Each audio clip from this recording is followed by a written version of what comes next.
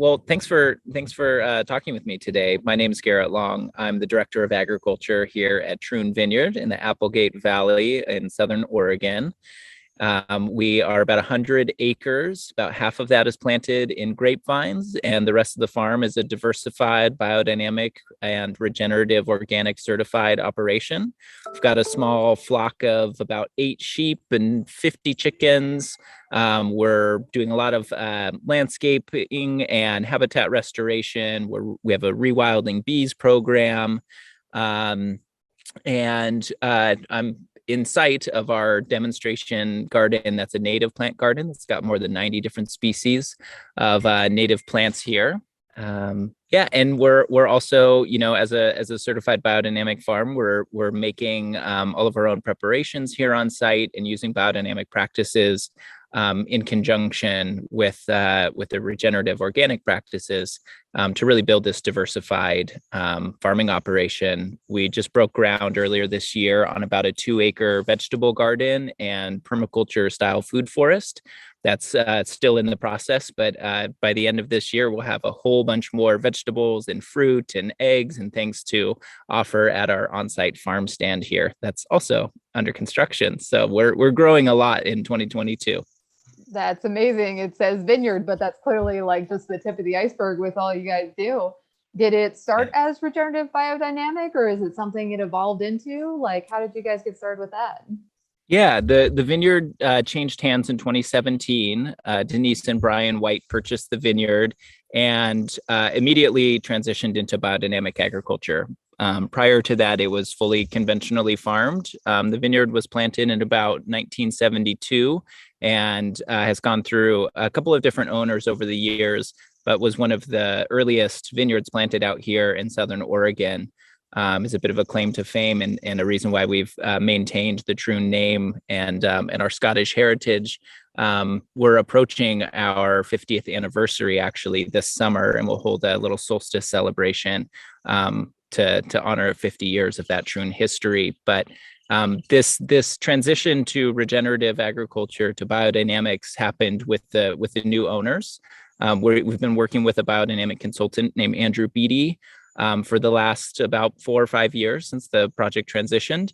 And he's just been a huge help in educating the staff and also just transitioning these 100 acres, this entire landscape over to biodynamics. That's awesome. You guys have been in biodynamics for so long, sometimes it's easier to see the benefits when it's more recently, but what would you say are kind of like the high level benefits, the things that just are so much better with you guys than with other vineyards? Is it nutrition? Is it taste? Like, what are kind of some of the big things that you think really make it work? Yeah, it's a really great question, and I think we could talk about a couple of different things, but when it comes to wine quality and also the chemistry of the wine grapes after harvest, what I'm told, I'll say just briefly that I don't really have a background in viticulture.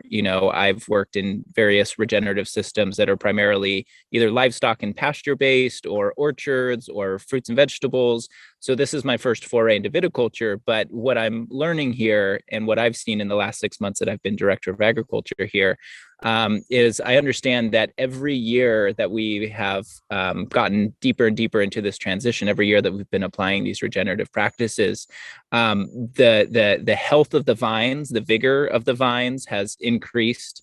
The yields have increased. When we started here in 2017, a lot of the vines were actually quite sick. We had fungal diseases. We had red blotch virus was pretty rampant in this whole area, as well as throughout all of our vineyards. And so we undertook a pretty massive undertaking of replanting all 50 acres of grapes. And so we've done 10 acres a year for the last 5 years. And next year will be our final replant. And we're all very, very ready for it to be finished and to allow us to not just actually be producing the kinds of varietals and wines that we want to produce, but also to start to diversify in the way that we're making strides on this year. But back to the grapes themselves, following this replant, there's still vines that have been in the ground for more than 30 years that have also undergone this transition. And what I'm told is that as kind of sad as it is, that these vines are the healthiest they've ever been the day that we tear them out and replant them. So we've seen these older vines really start to overcome some of these fungal diseases. But unfortunately, they still serve as a reservoir for that virus to be able to spread throughout all of the new vines that have been replanted. So we do still need to replant everything, but we've noticed this incredible rebound in health and vigor and yields. And then, like I said, in wine grape chemistry as well, which is just very, very encouraging. I can say with my background more in soil science than winemaking, that also our soil tests have demonstrated that, we're sequestering carbon, we're building organic matter. I think a lot of that is in relation to cover cropping and spreading biodynamic compost. We're integrating the sheep throughout the vineyard and all of the non-vineyard areas as well. But the process of really stacking all of these different practices have really resulted in healthier soil, healthier grapes, and eventually fruit trees and all the rest. Our animals are based entirely on grass. This is the first year that we're really rotating them fully, but if everything goes as planned, there'd be no need to supplement with hay or alfalfa. We're planning to just keep the animals moving and keep them on grass all year round, which is a real blessing to be able to work in a pasture-based operation and have enough rainfall even here in Southern Oregon to be able to get our animals through without having to supplement. But if we do, we've actually got about a 4-acre field that we have been haying for the last couple of years. So it's kind of funny. We have this little pile of hay stacked up and ready to feed should we need it. And if we don't at the end of the year, then we can nicely turn that into compost. So there's been a lot of indications that the regenerative practices and this transition to biodynamics is really working well. And then maybe the last thing I'll mention too is, I think that we're seeing nature respond.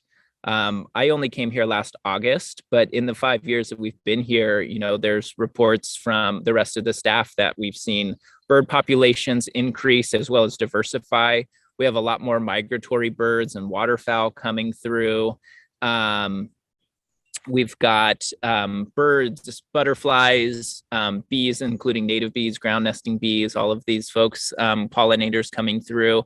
And it's just incredibly beautiful and inspiring to see nature respond and recognize that this is habitat, this is pesticide free, and to be able to, for example, we've got these 2 resident swans who, they mate for life and they just live here on the property now because they've got everything that they need and they just don't leave. And so to see either migratory animals leave and come back year after year and make a nesting site, or for animals just to take up, a new home here, has just been really encouraging. That's so awesome. Clearly creating a perfect environment for everyone. Yeah. Switching to the business side a little bit, we do talk about like the costs associated with regenerative agriculture, and you hear one argument that it's more expensive and one that it's cheaper. Just from the standpoint of the business, what does that transition look like for you guys, especially replanting and changing that comes at a cost? Yeah, absolutely. It does. And it comes at a great cost, really. I mean, vineyards are not cheap to install in the first place. And when you have to first tear out an existing vineyard, an old trellis system, we're transitioning a lot of the vines over to head trained vines instead of the full vertical shoot position trellis system. And so we're redoing the whole vineyard system.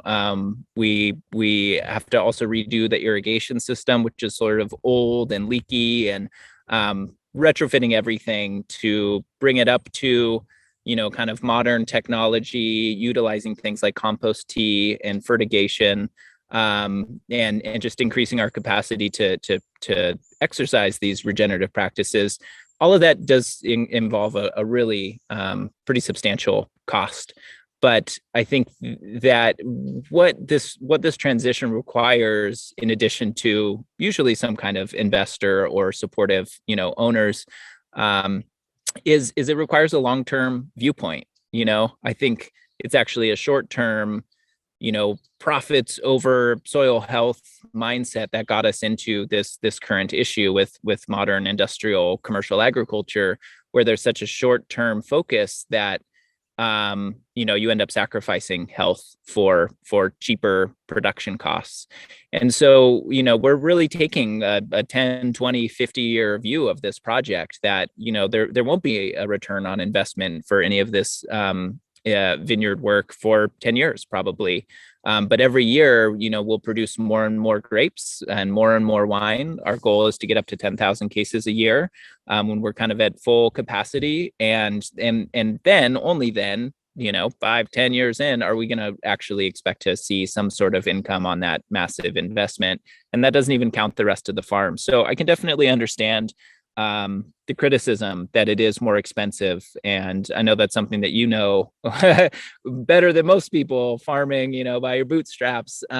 It's not easy, and it's not romantic work. It's not but it is in its own way. I don't mean to say that it's not romantic or beautiful or inspiring. I think we probably do this because we're passionate about it, not because of the paycheck, right? Right. But no, I think it just really requires a long-term viewpoint on your investment.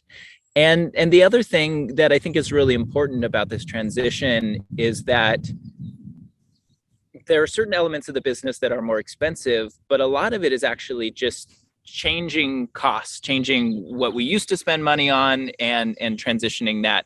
And so some examples I can say is that, in organics and regenerative organic, there's a big focus on the social component, right?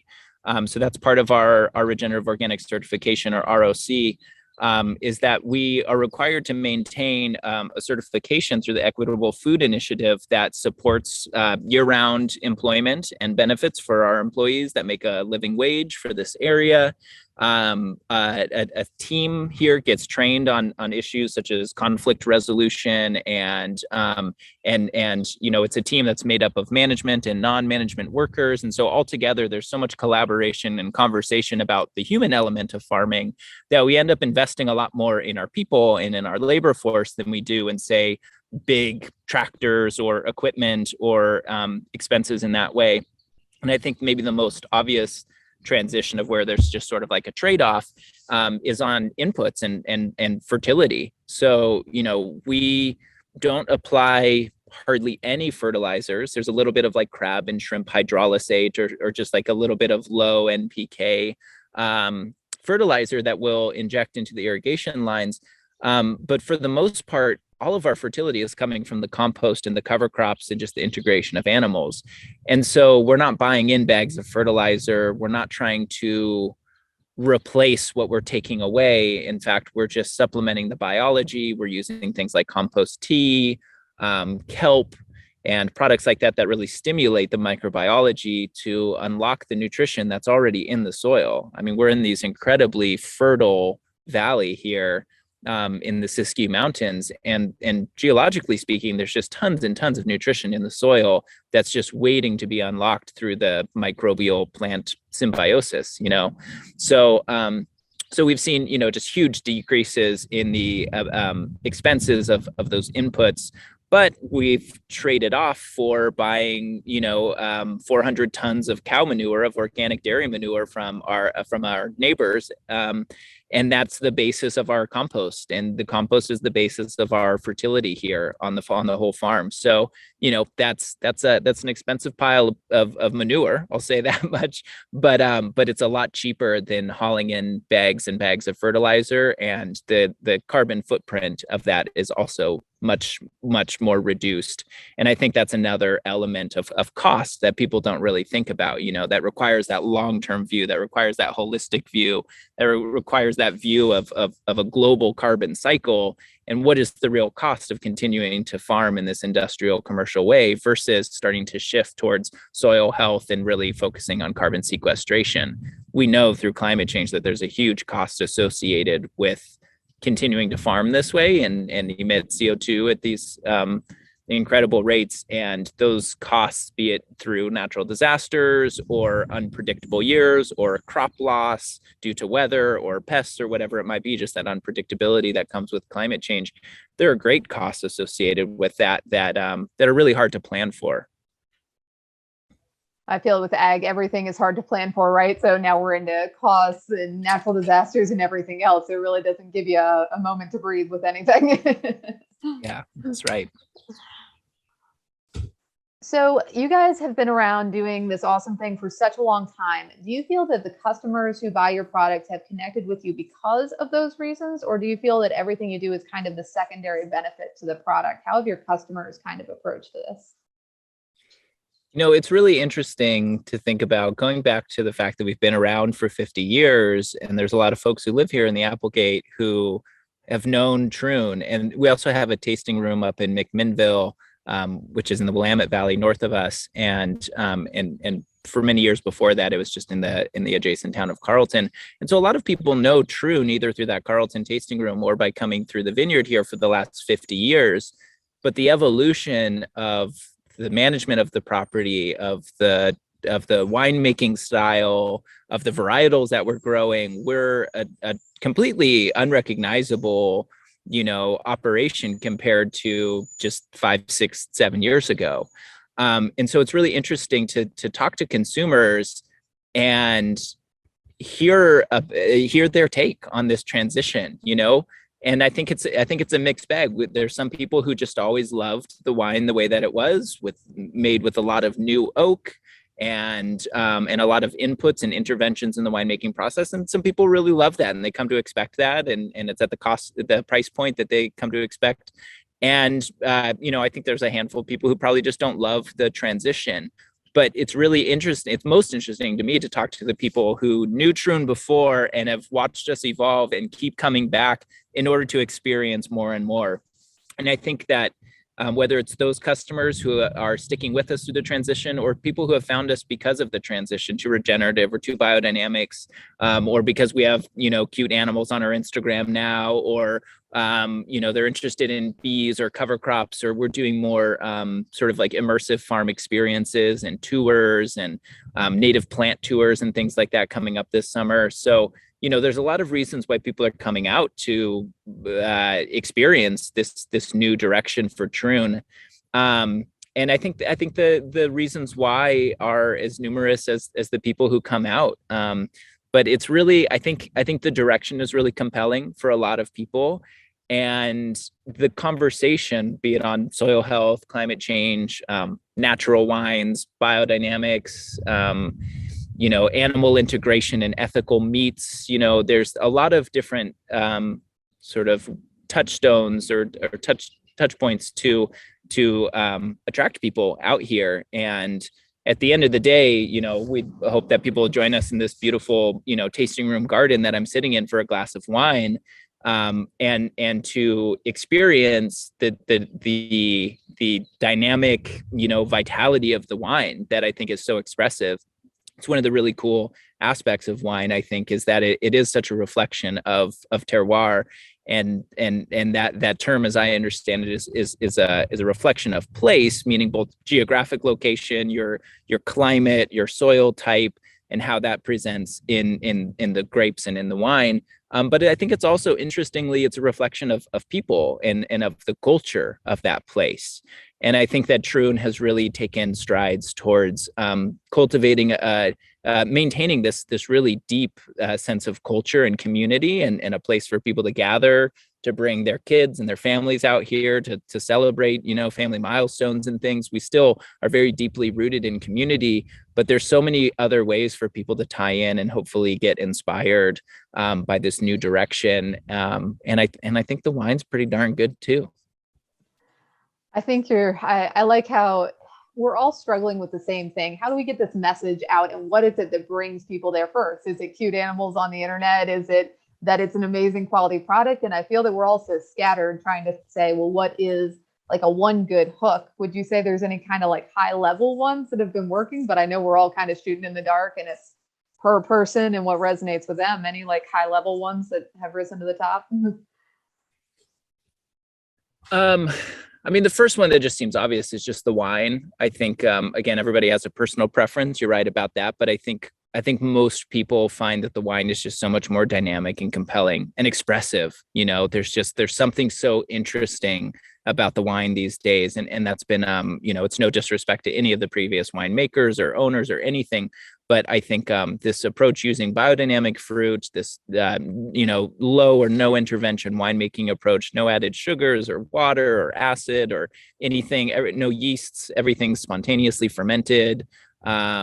I think that approach to winemaking just presents the opportunity for the wines to really speak for themselves. And I think that is a real selling point for a lot of people. Sort of proof is in the pudding, so to speak. And then, the other thing that I think, as we're talking just farmer to farmer and thinking a lot about marketing and livelihoods, and especially rural livelihoods, I think that people are really motivated by stories these days. And I think Troon has done a great job with our social media accounts. Craig, our general manager, has a background in journalism back in his college days. And I think our relationship with local media outlets, as well as, national and international media outlets, social media, I think to be able to be a demonstration site that invites people out here to come out and learn, and for us to just transparently talk about our practices and be really proud of them, and to tell stories about what's going on here, just little observations. We always encourage our team to just like snap photos when you're out there. So, it's the middle of lambing season. I'm taking a ton of photos of baby lambs. We're breaking ground on this vegetable garden. So there's lots of development of, now the greenhouse is up and now we've got our garden beds all bedded up, and just these little stories and little check-ins, I think actually really resonate with people pretty deeply. And again, whatever the reason is that brings you out here, hopefully it's the glass of wine that is the hook, and maybe you sign up for a wine club membership and you're encouraged to come out again. Those are, I think, the real things that sort of attract people initially, and then grab you, get you to stick around. I love it. And I guess it's always good to look at the flip side of the coin. What consumer struggles have you had with individuals? Of course, you've had people who knew you previously. What struggles would you say have come up about educating people around the regenerative movement, the biodynamic movement, and why you're in this transition? It's a really good question. I mean, I think I'll be the first to admit that I can be overly verbose and wordy and maybe kind of nerdy and overly scientific to a fault. And I think that's actually one of the struggles of regenerative agriculture in general, is that it relies upon these really complex, dynamic, natural systems. Oftentimes, these processes are taking place below ground where we can't see, it's really hard to measure anything quantitatively. The soil environment is such an incredibly complex ecological environment, chemically, geologically, biologically, that it's really hard to kind of wrap your head around things sometimes. And so if you don't have a background in that, I think it can be difficult for some people. Maybe this is more of an issue of poor communication than it is a failure on anybody's part. But I think that's one of the things that I am challenged by, is actually trying to keep it simple enough that people understand not just what it is that we do, but why we do it, and how these really complex, diverse systems work. I mean, and I think, Lauren, you could probably relate too. The diversity is hard, right? I can understand why there's been a move in the last 100 years towards specialization, whether you're running beef cattle or growing tomatoes in hoop houses or whatever, almonds in the Central Valley of California. I understand why there's a drive towards specialization, because to run sheep and chickens and dogs and pigs and bees and vegetables and 100 different kinds of fruit trees and all, it's totally overwhelming, and it's hard to do anything well, let alone everything well. And so, I think that that's both one of the challenges of farming this way, is that there's resilience and there's health in the complexity, and there's resilience economically too. If we lose part of our crop, or if we continue to have any late season frost like we're having, we might lose some of our wine production, but hopefully we can make that up in some of our other fruits and veggies and egg sales and things like that too, or farm events, as you know, hosting people through Airbnb. I think those diversified income streams are really beneficial. So it's both what benefits and sort of makes these systems work and makes them effective, but it's also it's the challenge when you're trying to communicate that. And when I, based on my last answer of the storytelling and like it's the hook is like what you tell people and the education and the outreach and like really selling the stories. We have a lot of stories to choose from, but to actually get a deep understanding of how they all tie in together is something that I think is it definitely has inspired me. It's the reason why I'm on this journey personally. And I think a lot of people, whether they find organic food or regenerative agriculture through health or a health struggle or a personal health journey, or otherwise, I think that this is a process. It's a process of experimentation. It's a process of getting back in touch with the land. And that I think is as much as many farmers and especially academics want to deny it, I think that is a spiritual and emotional process of getting back in touch with the land and back in touch with your community and with your people. So yeah, it's both a challenge, but it's really rewarding, and it's certainly the reason why I do this work. I love it because it's like, well, why do you do this thing? Well, it's like, well, it's based on holistic context. It could be anything. And do you do this? Well, it depends. Like, so you can't give a straight answer to anything because it's all so varied, but I guess like that's nature, right? Like we can't change that. I'm going to try. I feel like the sun is really killing this. I'm going to try to change positions. You've had quite a glow though. It's actually kind of been working for you. Oh, okay. Well, thank you. My aura. You did. Well, you have like a little like rainbow aura for it at one point. It was very nice. So I think it's actually working in your favor. Okay. Thank you.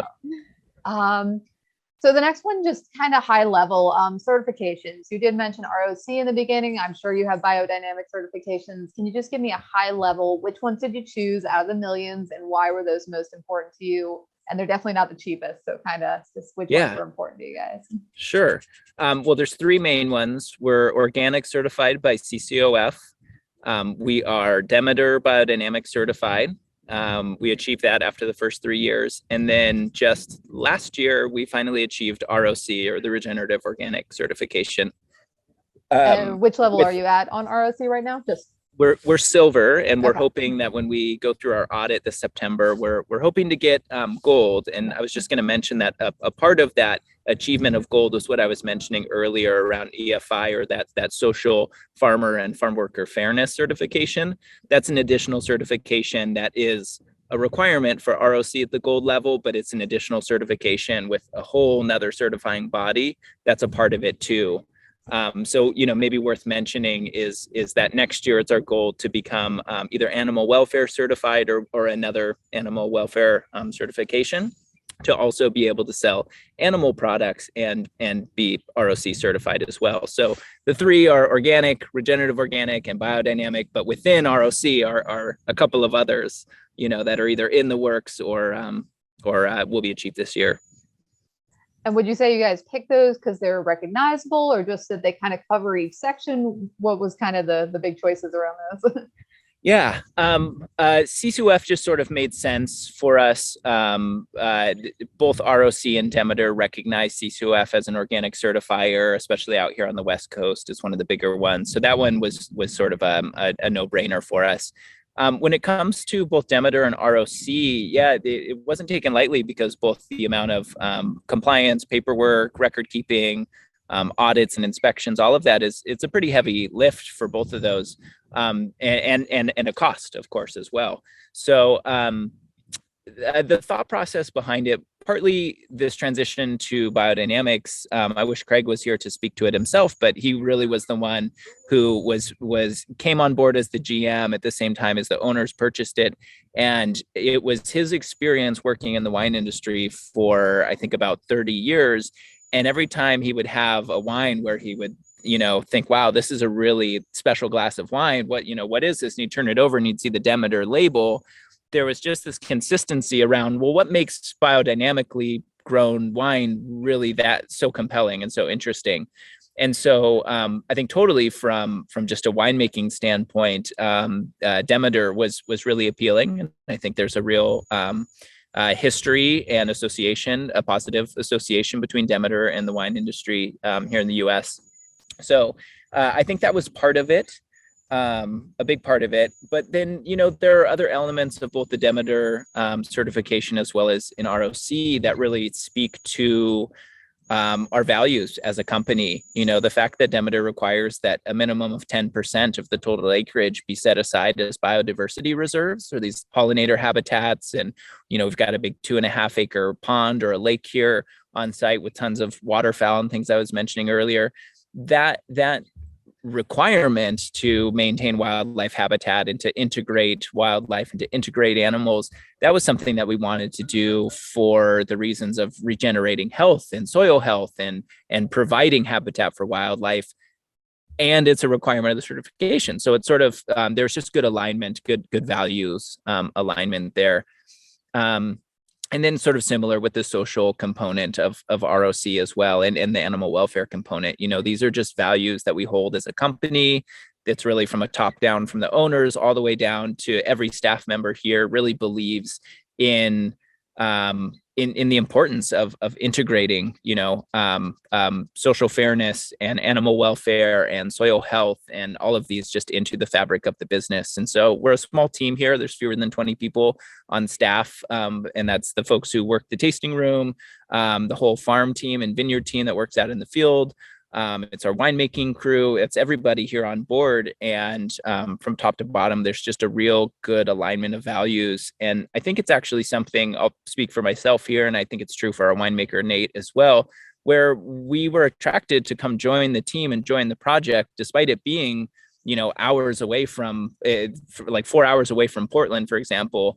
And further than that from the Bay Area, we're not that close to major cities or major airports. And so to relocate our families here is a big ask. But I think that we're just so motivated by, again, just how the ethics and the morality are really woven into the business, that appeal was inherent there. And so the selection of those certifications came quite naturally and quite timely as far as ROC actually rolling out their program.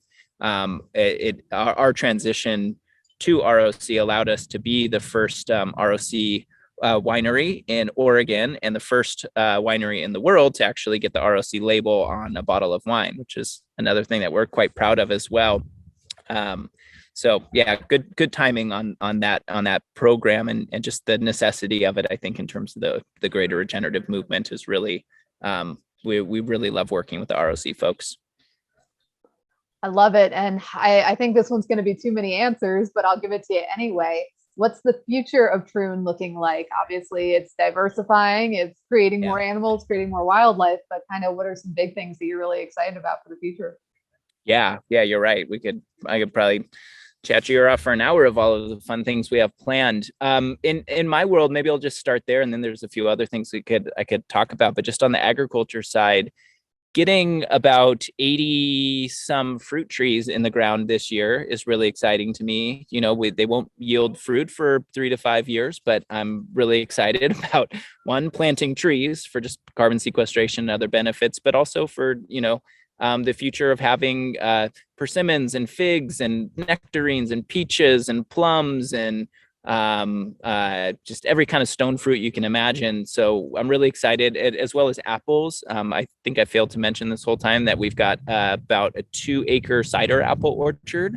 So in the future, we're also really excited to add cider to the product line in addition to wines.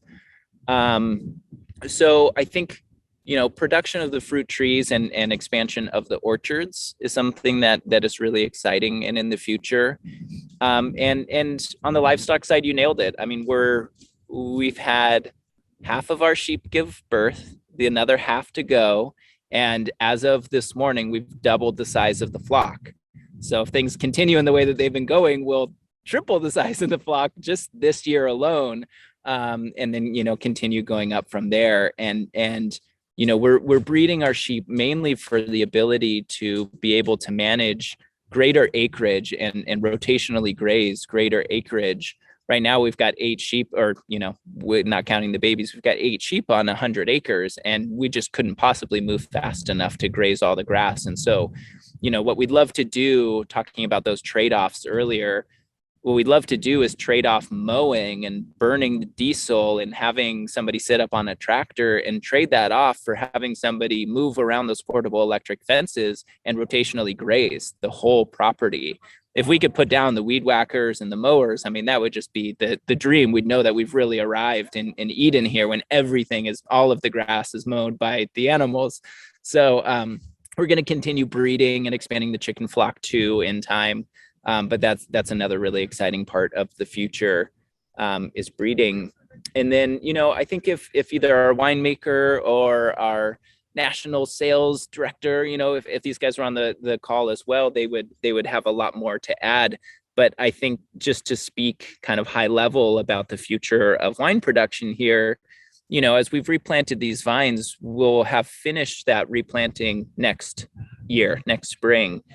And again, similar to the fruit trees, we won't have any production from those baby vines for the first 3 to 5 years.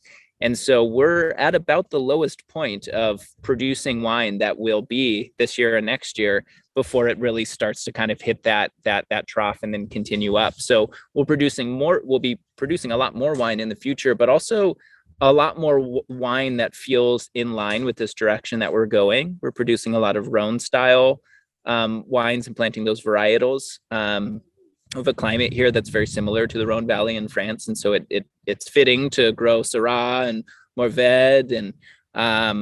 And so, the what is it, sort of like the profile of our wine or wines in our wine list, the diversity of the products that we're able to offer is growing. And I think that's also really, really exciting for the customers who don't only geek out about, lambs and soil microbes, but about the wines themselves. So I think there'll be a lot of really cool directions and cool things to share as that aspect of the business grows too.